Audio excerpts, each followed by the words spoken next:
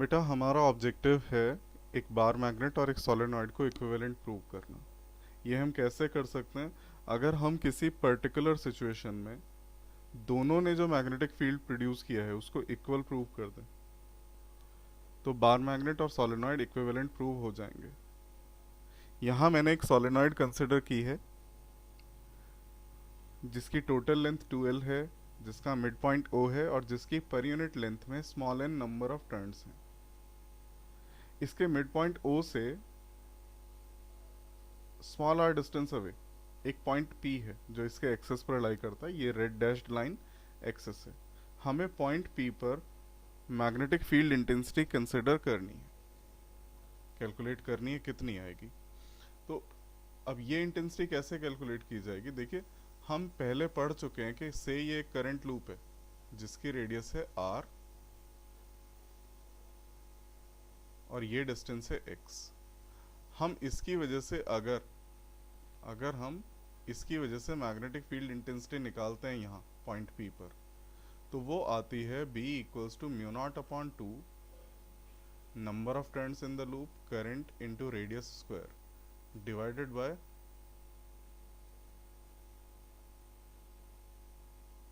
r square plus x square raise to power 3/2। तो similar way में हम ये जो हाईलाइटेड मैंने एक एलिमेंट्री पोर्शन सेलेक्ट किया है, हम सॉलिनॉइड को कैसे ट्रीट कर सकते हैं? As a combination of circular loops. तो एक ऐसा ही सर्कुलर लूप मैंने पॉइंट O से x डिस्टेंस अवे कंसिडर किया। इस एलिमेंट्री पोर्शन की थिकनेस है dx। तो इस एलिमेंट्री पोर्शन की वजह से फील्ड कितना होगा वो पहले हमें निकालना है, फिर हम उसे इंटीग्रेट करेंगे। पहले तो हम क्या निकालेंगे? इस एलिमेंट्री पोर्शन की वजह से फील्ड कितना है। तो सबसे पहली बात हमने क्या बोला? Number of turns per unit length of solenoid क्या है? Number of turns per unit length of solenoid.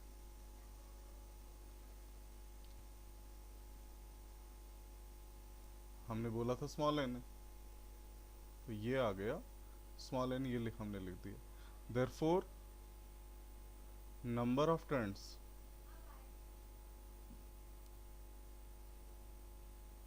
In the elementary portion, elementary portion में हमारे कितने नंबर ऑफ टर्न्स होंगे? अब बेटा देखिए, एलिमेंट्री पोर्शन की जो थिकनेस है वो dx है। 1 यूनिट लेंथ में n नंबर ऑफ टर्न्स आते हैं, तो dx लेंथ में कितने आएंगे? n into dx। ये नंबर ऑफ टर्न्स हैं।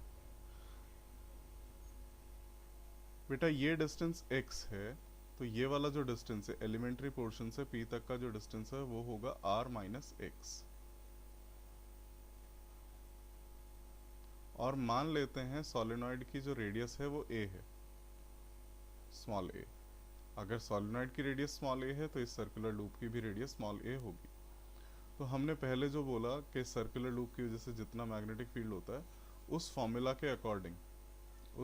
के अकॉर्डिंग इस एलिमेंट्री पोर्शन की वजह से P पर जो मैग्नेटिक फील्ड होगा dB, उसकी वैल्यू होगी mu naught by 2 total number of turns यानी कि n इंटू dx, ये एलिमेंट्री पोर्शन के नंबर ऑफ टर्न्स है, into current into radius square divided by this distance square यानी कि r minus x squared plus radius of the loop square that is a square raise to power 3/2।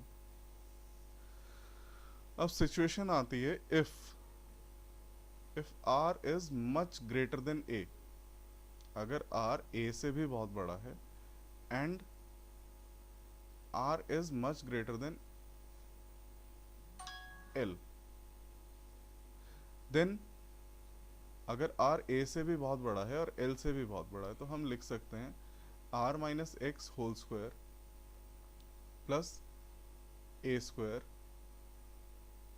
Is equal to r square. ऐसा क्यों लिखा हमने? क्योंकि a को हम ignore कर सकते हैं, a तो बहुत छोटा है r के कंपैरिजन में, और क्योंकि l बहुत बड़ा है मतलब l बहुत छोटा है r के कंपैरिजन में, तो x तो l से भी छोटा है। अगर x इग्नोरेबल है अगर l इग्नोरेबल है तो x भी इग्नोरेबल होगा। मैं दोबारा बता देता हूँ।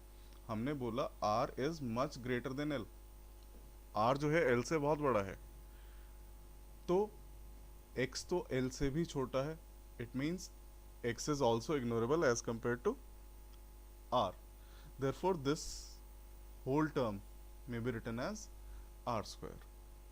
तो इस बेसिस पर हम क्या कह सकते हैं, इस बेसिस पर हम कह सकते हैं कि जो इस एलिमेंट्री पोर्शन की वजह से मैग्नेटिक फील्ड आया वो आया D B equals to mu naught upon to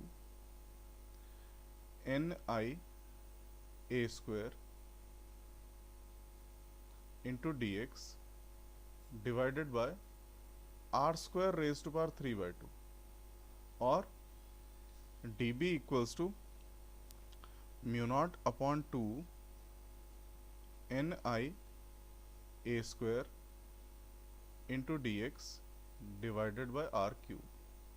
ये इस एलिमेंट्री पोर्शन की वजह से मैग्नेटिक फील्ड आ गया। अब हम पूरी सोलेनॉइड की वजह से मैग्नेटिक फील्ड निकालना चाहते हैं। तो देखिए लेंथ्स मेजर की गई हैं कहाँ से, पॉइंट ओ से।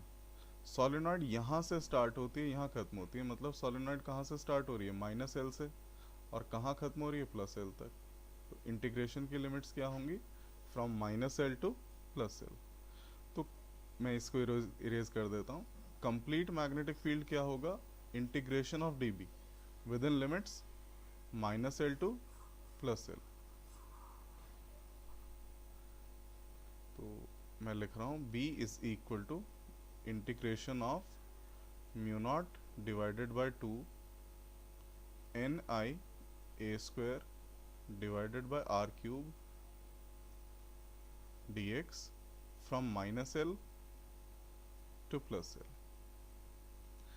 कांस्टेंट क्वांटिटीज को हम इंटीग्रेशन से बाहर ले लेते हैं।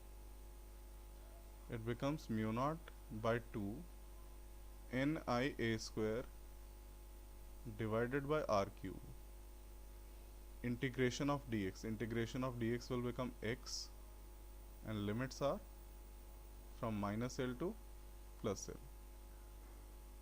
लिमिट्स प्लेस करते हैं, mu naught by to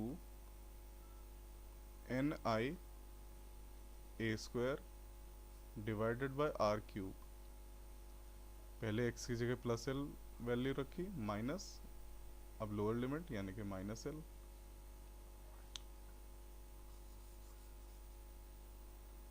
So it comes out to be mu naught upon 2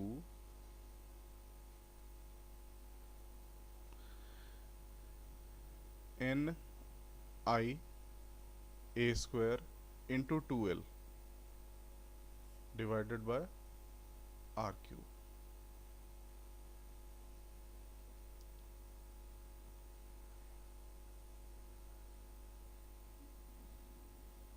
तो फाइनली हम बोल सकते हैं कि जो मैग्नेटिक फील्ड आया इसकी वजह से, जो टोटल मैग्नेटिक फील्ड आया एट पी, वो है B equals to mu naught upon two N I A square into 2l divided by R cube. अब इसको मैं रीअरेंज करूंगा ज़रा, ये प्रूव करने के लिए कि बार मैग्नेट के इक्विवेलेंट है। देखिए हम जानते हैं, हमने पहले बोला number of turns per unit length क्या था, small N, number of turns per unit length. अब number of turns per unit length किसके इक्वल होगा, total number of turns divided by total length. तो से टोटल नंबर ऑफ टर्न्स है capital N और total length है 2l, तो small N की वैल्यू ये होगी। मैं ये वैल्यू यहाँ प्लेस करता हूँ, तो B becomes mu naught upon two, N की जगह हमने रखा capital N divided by 2l I A square divided by R cube into ये वाला 2l। अब 2l से 2l cancel, it becomes B equals to mu naught divided by two N I A square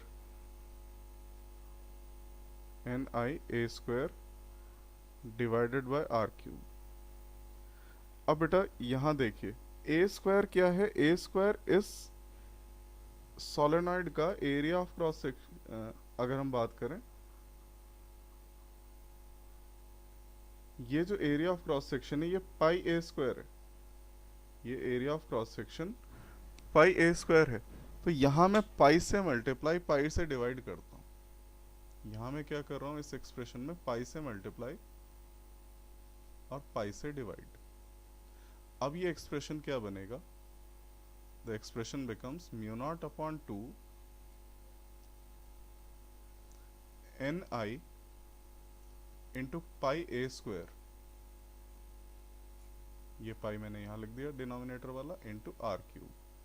pi A square है area of cross section, इसको हम capital A से denote कर देते हैं, तो B becomes mu naught upon 2 pi N I capital A, where A is area of cross section of the solenoid divided by r cube। अब हम ये पहले से जानते हैं NIA किसके इक्वल होता है, मैग्नेटिक डाइपोल मोमेंट। किसी करंट लूप का मैग्नेटिक डाइपोल मोमेंट होता है NIA, तो NIA की जगह हम लिख सकते हैं M, यानी कि magnetic dipole moment. So this becomes mu naught upon 2 pi M upon R cube. अगर मैं इसमें भी 2 से मल्टीप्लाई और डिवाइड करूं,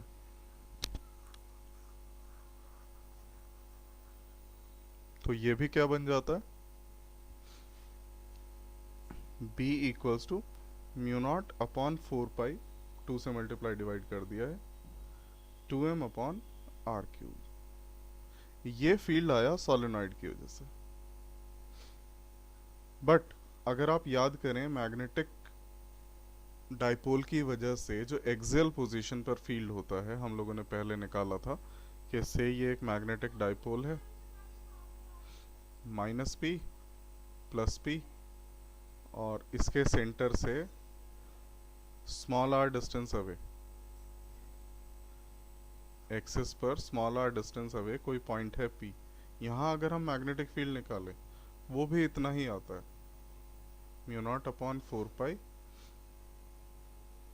2m upon R cube, same आता है। कब, अगर r जो है वो l से बहुत बड़ा है तो क्योंकि दोनों सिस्टम्स की वजह से मैग्नेटिक फील्ड सेम आ रहा है, इसलिए हम कह सकते हैं कि दोनों सिस्टम्स इक्विवेलेंट हैं, यानी कि एक बार मैग्नेट और एक सोलेनॉइड इक्विवेलेंट है।